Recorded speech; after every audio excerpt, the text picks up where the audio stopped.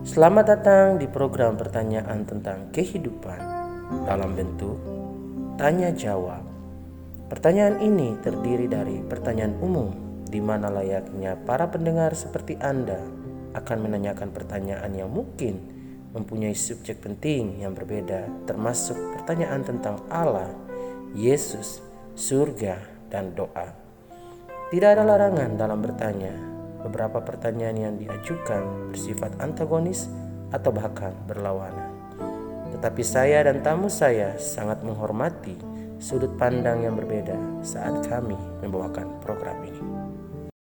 Halo para pendengar, selamat datang dalam program pertanyaan tentang kehidupan yang dipersembahkan oleh CTTW atau Christ to the World bekerjasama dengan Tirta Media. Saya Hendrik akan menemani Anda sebagai pembawa acara Anda. Program ini dalam bentuk tanya jawab dan terdiri dari pertanyaan-pertanyaan yang umum yang Anda para pendengar ingin menanyakan tentang masalah-masalah yang penting, termasuk pertanyaan tentang kehidupan seperti kesepian, depresi, harga diri, dan bahkan kematian. Kami juga akan menjawab pertanyaan tentang perbedaan subjek yang penting tentang Tuhan Yesus, surga, doa.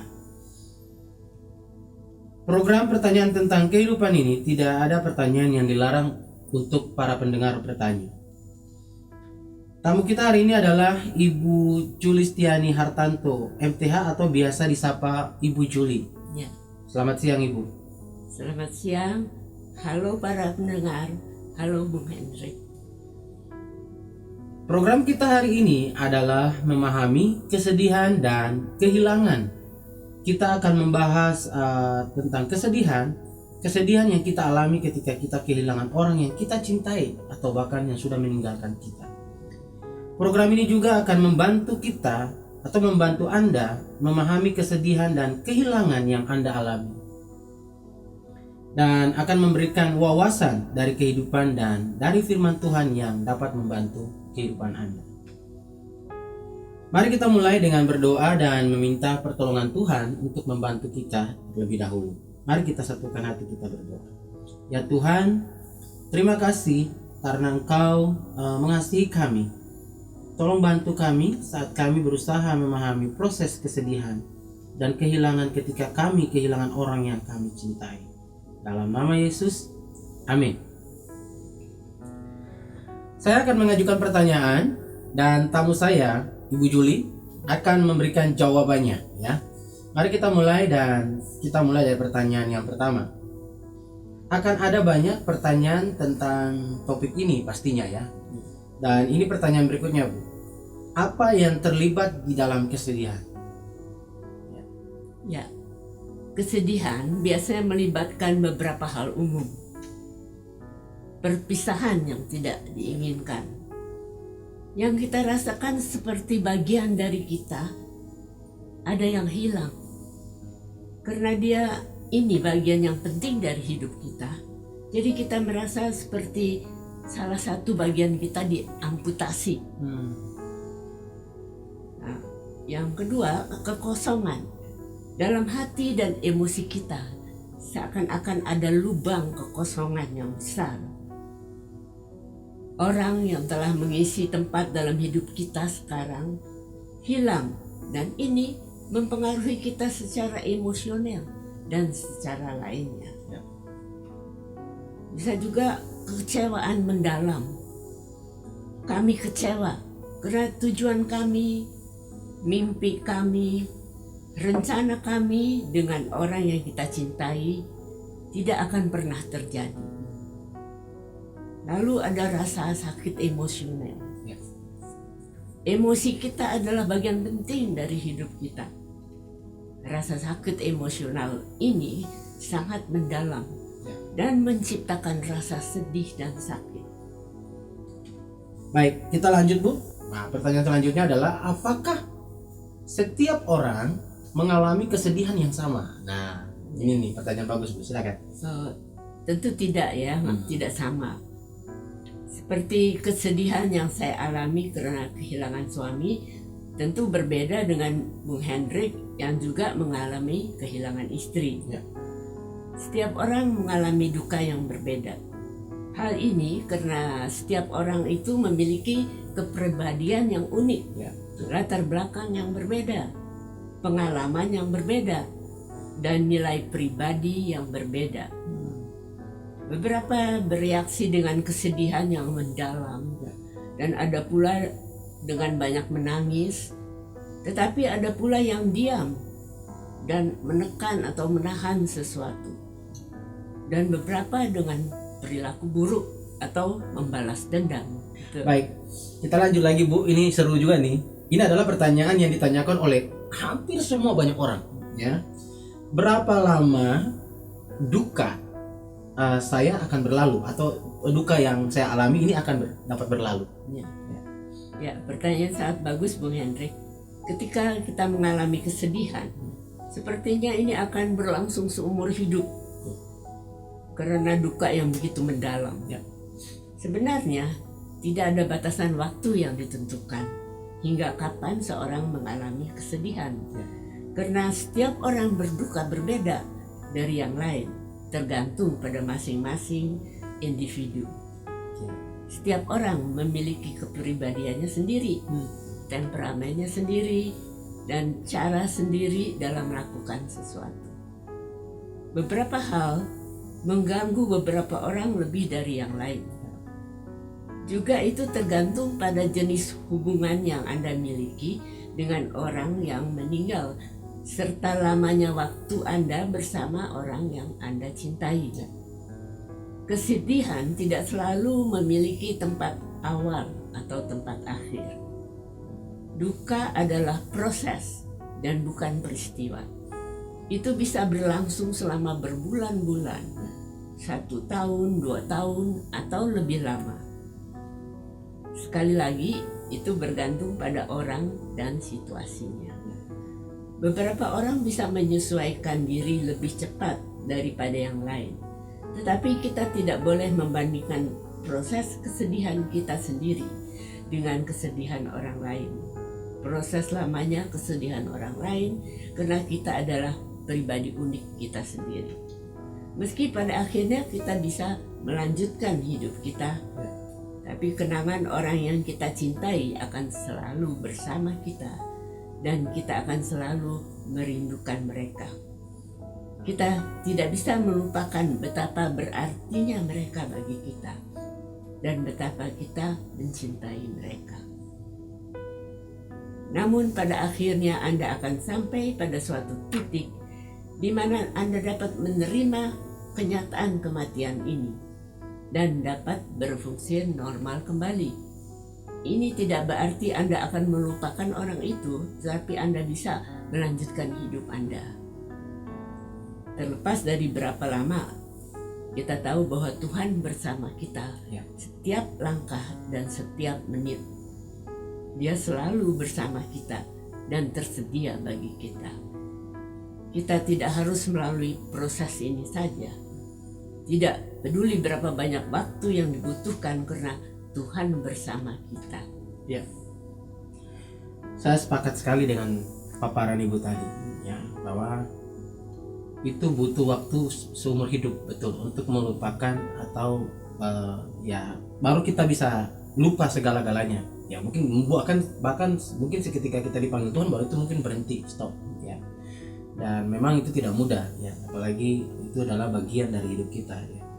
Dan tapi ya saya senang sekali dengan statement Ibu yang terakhir, bahwa percaya bahwa Tuhan selalu ada bersama kita setiap langkah dan setiap menit. Wah, itu statement yang power, ya. Dan saya percaya dan sangat percaya hal itu, ya, bahwa Tuhan tidak pernah meninggalkan kita dalam situasi apapun. Ini ada pertanyaan yang sangat menarik juga. Apakah ada tahapan yang kita lalui selama kita berduka? Ya, saat kita berduka, kemungkinan besar kita akan mengalami banyak pengalaman emosional melalui beberapa tahapan. Beberapa tahun lalu kami diberi wawasan untuk membantu memahami 5 tahapan yang mungkin kami akan alami saat berduka. Ada yang bilang masih ada lagi tahap-tahap lain. Tapi 5 tahapan yang kita lalui selama berduka adalah: 1. Penyangkalan. 2. Amarah. 3. Tawar-menawar. 4. Depresi. Dan 5. Penerimaan. Baik, ini Bu ada pertanyaan lagi. Berikut ada 2 pertanyaan yang belum pernah saya pikirkan sebelumnya nih. Nah, yang pertama itu, apakah orang yang menjadi marah ketika mereka berduka? Terus yang kedua lagi, apakah ini salah atau itu hal yang buruk gitu? Ya, beberapa orang memang menjadi marah saat berduka. Tapi itu tidak salah. Ya. Sebenarnya itu respon yang wajar-wajar saja yang alami. Kemarahan bukanlah hal atau emosi yang buruk. Ini adalah reaksi yang wajar. Ya. Ketika kita sakit hati, kecewa, mengalami kehilangan besar. Ketika orang yang kita cintai meninggal, kita sangat kecewa dan mungkin kita ingin menyalahkan sesuatu atau seseorang. Kita mungkin marah terhadap diri kita sendiri, atau dengan orang lain, atau bahkan dengan Tuhan, atau dengan almarhum kekasih kita. Ada juga yang begitu.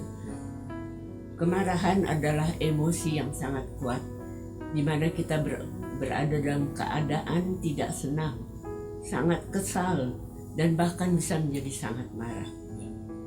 Marah itu sendiri tidak salah.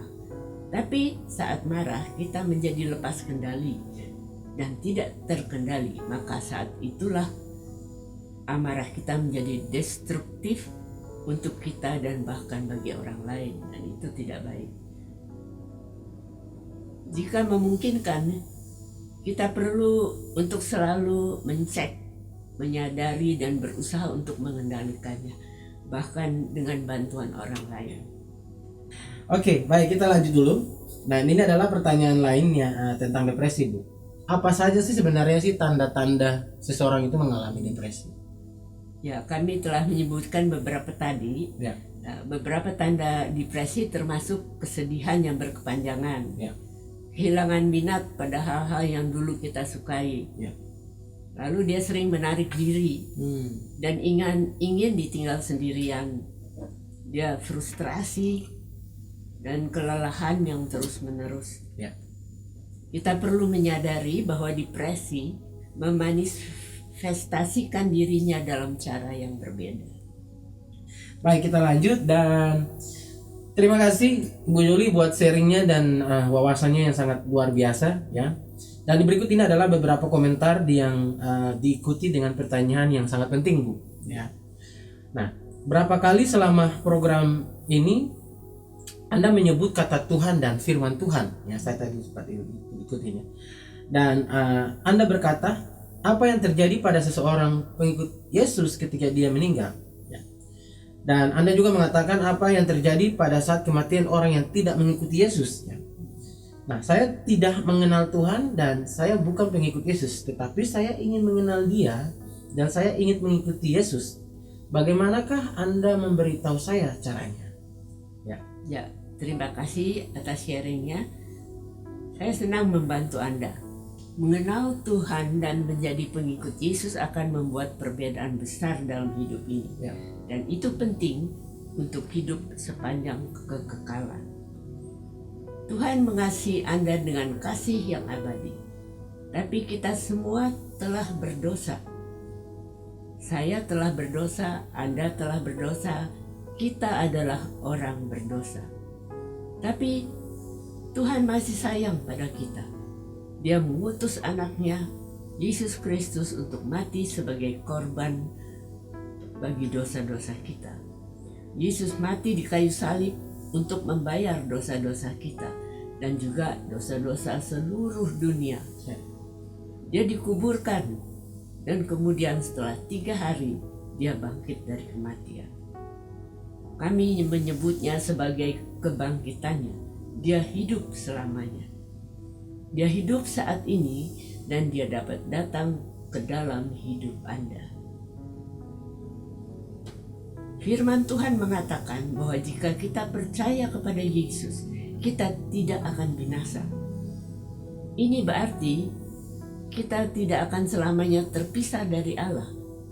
Jika Anda berbalik dari dosa-dosa Anda dan percaya Yesus sebagai juru selamat pribadi, Anda akan diampuni atas dosa-dosa Anda dan Anda akan menerima hidup yang kekal.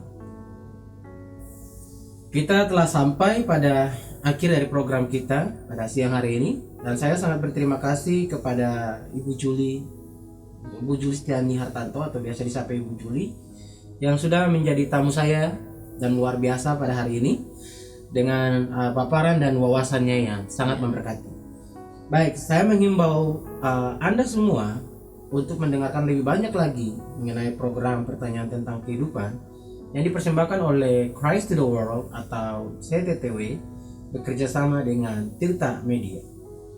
Anda akan menemukan program-program lainnya dan pertolongan ketika Anda kehilangan orang-orang yang Anda kasihi, orang-orang yang Anda kasihi yang sudah meninggal ya. Dan Anda akan menemukan program-program lainnya, pertolongan ketika Anda kehilangan orang-orang yang Anda kasihi atau orang-orang yang Anda kasihi telah meninggal ya, maksudnya seperti itu. Dan inilah pertanyaanku ya, yang mungkin sangat membantu ya Anda untuk mengerti itu. Baik, akhir kata saya Hendrik Kaya dan juga tamu saya pada siang hari ini. Ya, saya Juli, mohon pamit Dan sampai sampai jumpa. jumpa.